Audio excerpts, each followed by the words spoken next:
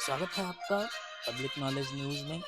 Bulldozer न्याय का सामना करने वाले 5 परिवारों को अब मिले 30 लाख।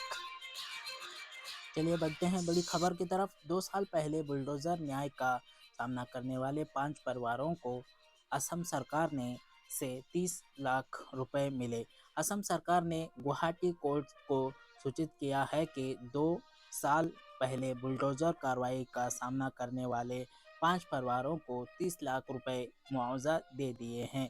दरअसल 2 साल पहले एक मछली व्यापारी की हिरासत में मौत हो गई थी, जिसके विरोध में असम के नगांव जिले में एक पुलिस स्टेशन में आग लगा दी गई थी। इसके बाद प्रशासन ने इन घरों को बुलडोजर की मदद से ध्वस्त किया गया था। भाजपा शासित राज्यों में अब आरोपियों के घर तोड़े जाने का लेकर कई बार हाईकोर्ट ने सरकारों को फटकार लगाते हुए इसे पूरी तरह से गैर कानूनी बताया है।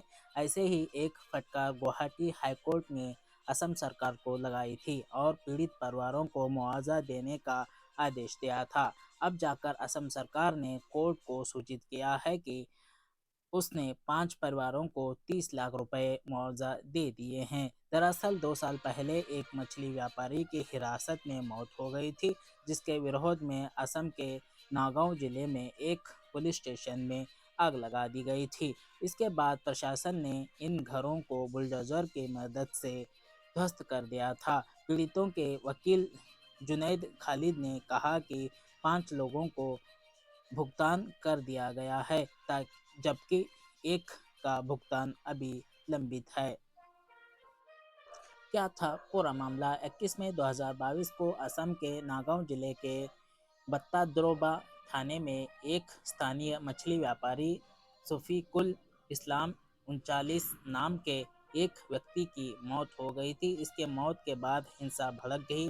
गुस्से में स्थानीय लोगों ने थाने में आग लगा दी थी। एक दिन बाद जिला अधिकारियों ने कथित तौर पर घर के नीचे हथियारों और दवाओं की तलाश में शफीकुल और उसके रिश्तेदारों सहित 7 घरों पर बुलडोजर चला दिया था। इस घटना के लगभग 2 साल बाद हाईकोर्ट ने पुलिस के बुलडोजर की कार्रवाई को अवैध बताते हुए पीड़ितों को 10-10 लाख रुपए का मुआवजा देने का आदेश दिया। गुवाहाटी हाईकोर्ट सीनियर वकील जुनैद खालिद ने पीड़ित पक्ष की तरफ से हाईकोर्ट में एक जनहित याचिका देकर पीड़ित को मुआवजा देने की अपील की थी।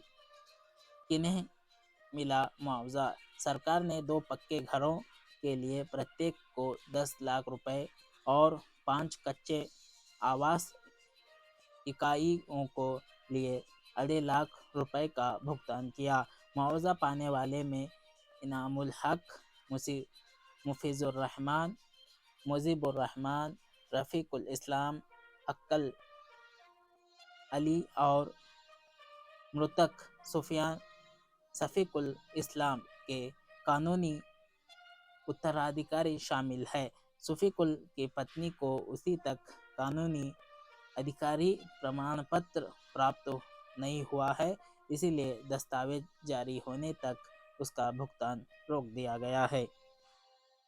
बुलडोजर चलाना गैंगवार के बराबर। नवंबर 2022 में तत्कालीन मुख्य न्यायाधीश आरएम छाया ने असम सरकार की कार्रवाई पर उनकी खिंचाई की थी और आश्चर्य जताया था कि अगर कल आपको कुछ चाहिए होगा तो आप मेरा कोर्ट रूम खोद देंगे। अदालत ने तब इस बात पर जोर दिया था कि किसी भी आपराधिक कानून के तहत किसी घर पर बुलडोजर चलाने की अनुमति नहीं है, भले ही कोई एजेंसी बहुत गंभीर मामले की जांच कर रही हो।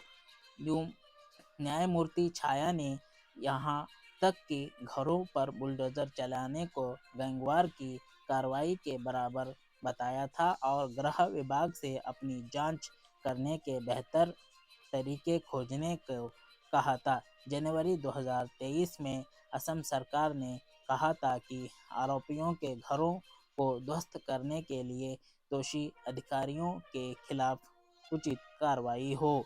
आज की खबरों में इतना ही। ऐसे ही खबरों को देखने के लिए हमारे चैनल को सपोर्ट कीजिए, सब्सक्राइब कीजिए। धन्यवाद।